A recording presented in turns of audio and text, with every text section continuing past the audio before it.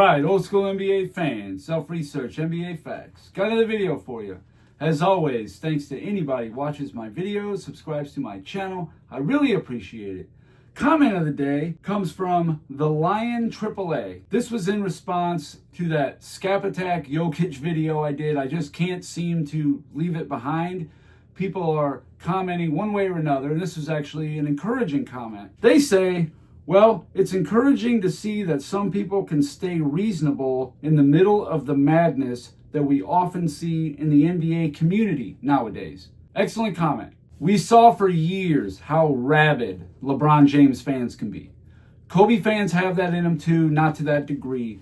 But now it seems it's Jokic fans. And again, I never went after Jokic as a player. I didn't say, oh, he's flat-footed, he can't jump, he's a pond statue on defense. I didn't say anything close to that. It was in response to the all-star narrative about Jokic's teammates. They can't be good unless they're an all-star. To put it to bed once and for all, and I really have nothing else to say on the subject, some guy named Colin, I actually showcased his comment the other day. He's still coming at me about this Jokic thing. He thinks all Jokic's teammates were low IQ, they're bums. Okay, well, if that's the case, like I said, LeBron James fans, they have this thing where they downplay and they ignore things. But how can you ignore this? Even given the state of the NBA today and how much easier it is to score, it's less easy in the playoffs.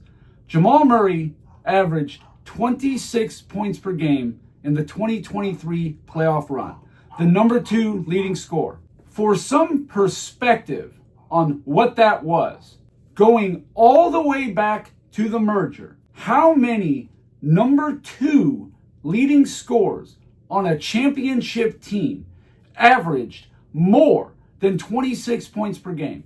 It's not a long list, and you've probably heard of the players. 4 in the last 49 championship runs. They were 2020 LeBron James at 27.6 points per game. Steph Curry in 2017 at 28.1. Kobe Bryant in 2002 at 26.6. And Kobe Bryant in 2001 at 29.4.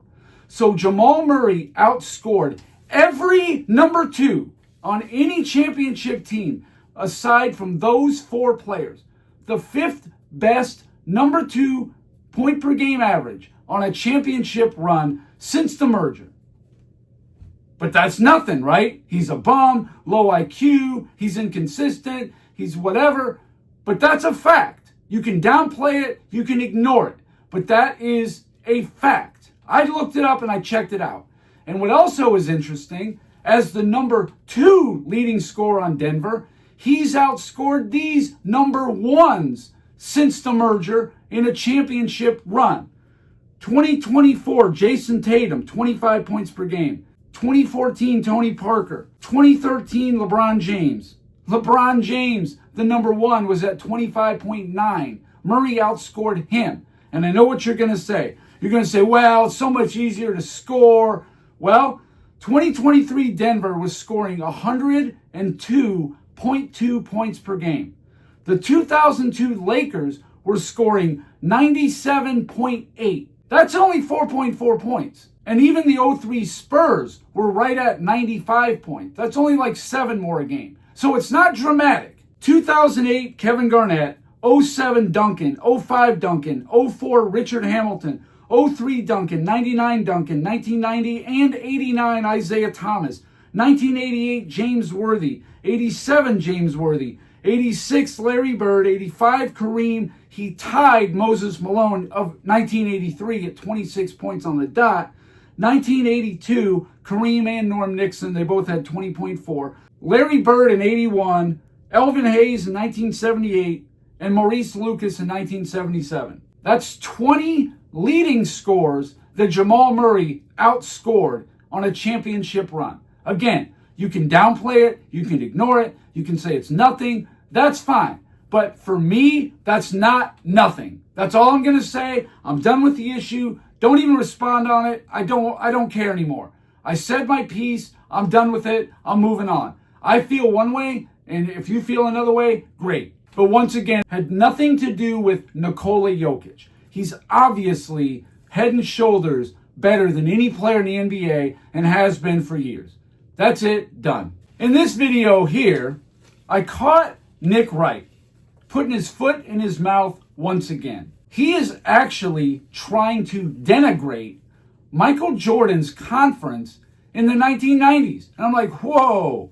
Here's what he said, the context, you got it. Speaking of the East, which Chris Broussard mentioned in regards to LeBron James, once the Pistons were gone, do you know how many teams in the East, Jordan's entire title run, had more than one Hall of Famer?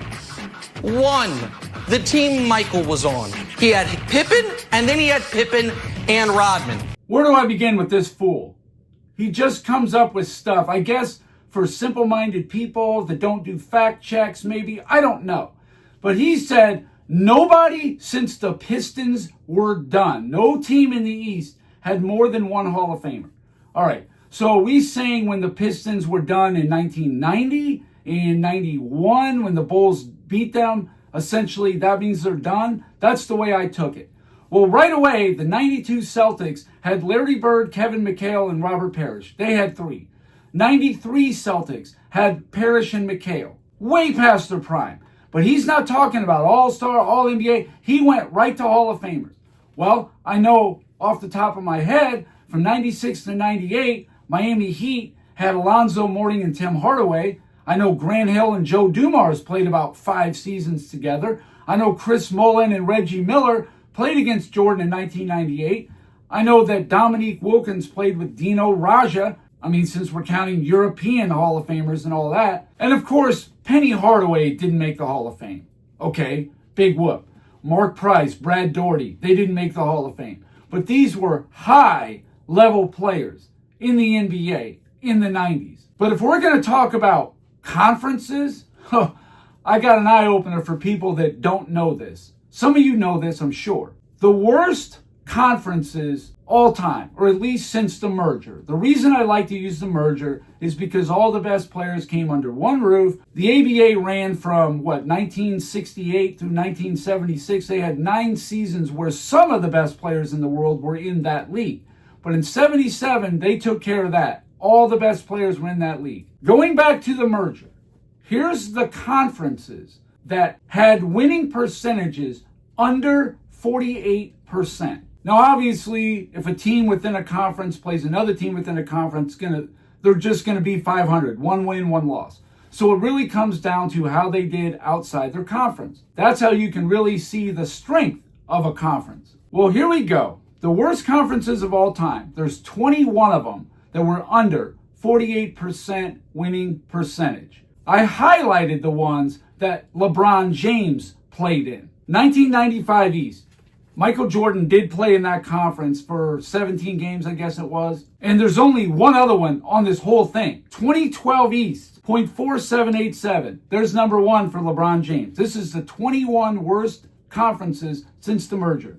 2006 East, 2005 East, 2007 East, 2008 East. That's already 5. And when you get down to the top 10, the 2024 East, they were 0.4715. The 98 West, that means that Michael Jordan was in one of the top 10 conferences of all time because it's the opposite.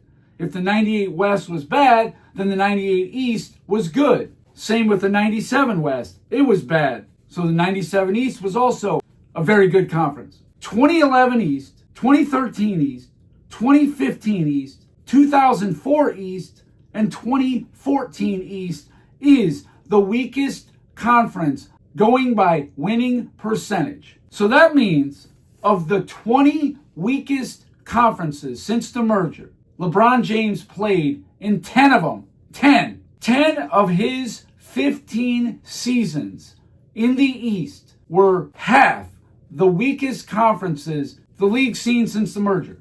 That's crazy. And like I said, the only ones that Michael Jordan played in was 95 East, and that was number 21, not even in the top 20. And also, if he would have played all year, you know they would have won more games, which would have affected the percentage here, which probably would have got him up to 48%. They wouldn't even be on this list. And the only other one was when he was on the Wizards, the 2003 East, his last season. That's it. LeBron's got 10. And all the people that talk about Magic Johnson, the only one on this whole list that Magic Johnson played in was the 1989 West. That's it. One. So no, it's not comparable to what LeBron James was playing in the East. All right, so maybe you didn't like that metric. Let's try another one. How about this one? 21 conferences since the merger with one or two 50-win teams. There was 21 out of 49 that had two 50-win teams in it or less. LeBron James played in 7 of them. 2004 East, 2005 East, 2007 East, 2013 East, 2014 East, 2016 East, and the 2023 West, actually. But LeBron James's team was a 50-win team in 07, 13, 14, and 16, meaning in those 4 years, there was only one other 50-win team in the conference. All in all, LeBron James' 15 seasons in the East, from 2004 to 2018, his conference, including his own team, had 42 50-win teams. There were 10 60-plus win teams. Michael Jordan's 13 years just on the Bulls, because that's what Nick Wright was talking about, from 1985 to 93 and then 95 to 98, 13 seasons, there was 54 50-plus win teams and 12 60-plus win teams. So in 2 less seasons, 12 more 50-win teams and 2 more 60-win teams. It doesn't stop there. How about all NBA players? Let's take a look. LeBron James, all NBA, when he was in the East. In 04, there was 6 total. In 05, there was 5. In 06, there was 6. In 07, there was 5. In 08, there was 3. In 09, 10, 11, and 12, 4 each. 2013, there was 2. 2014, 3. 2015, 1.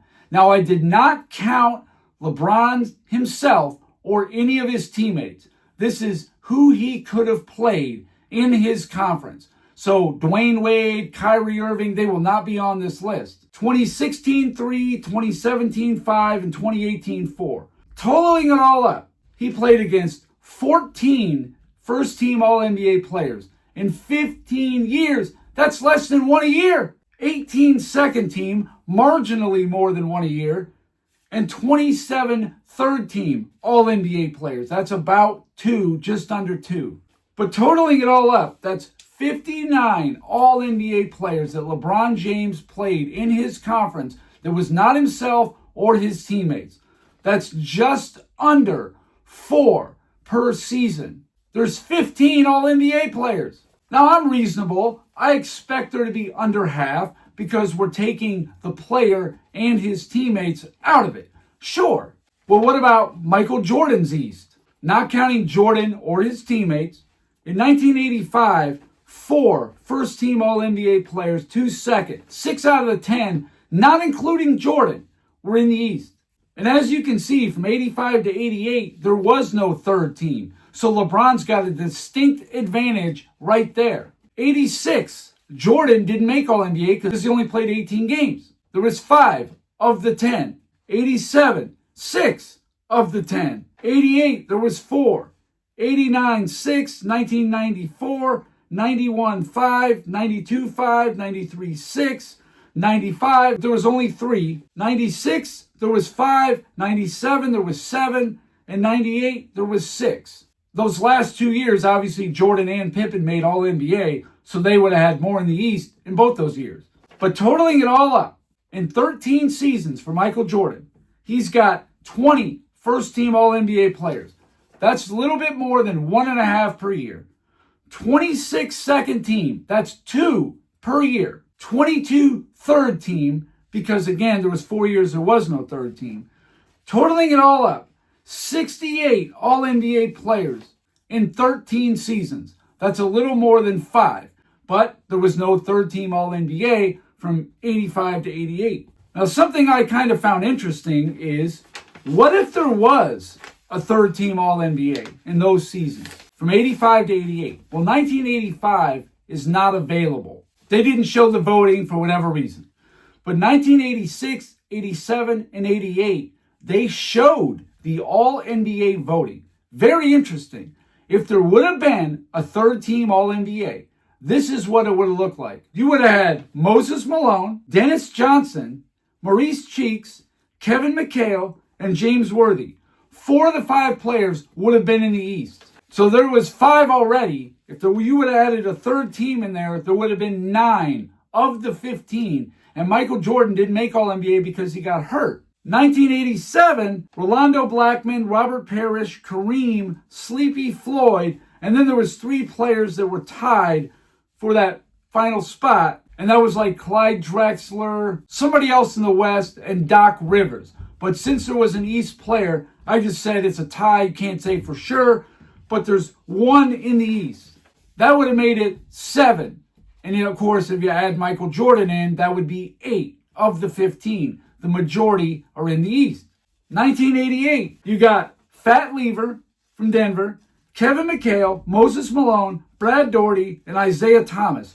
4 from the East in 1988 would have made third-team All-NBA if such a thing existed. That would have driven it up to 8 of the 15 players.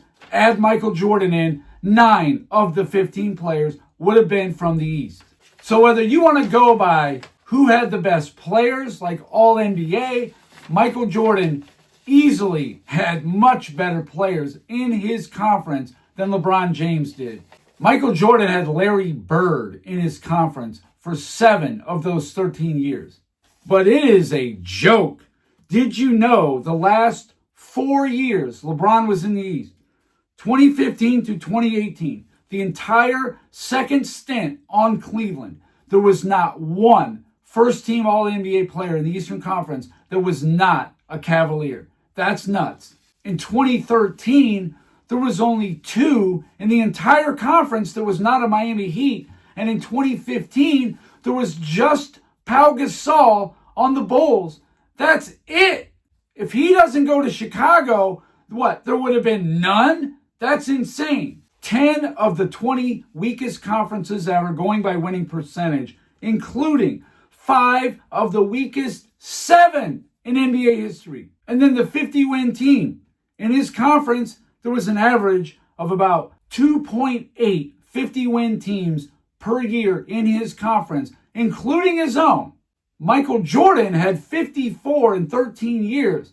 That comes to over 4. I think that's about 4.2 roughly, somewhere around there. That's 50% more than what LeBron was playing against. Please, don't ever talk about Michael Jordan's conference, especially if you're trying to prop up LeBron James. That's a fight you don't want. It's a ridiculous argument and notion. So anyway, that's all I got for this video. Thank you guys for watching. If you liked it, please hit the like button. If you wouldn't mind sharing it, that would be great.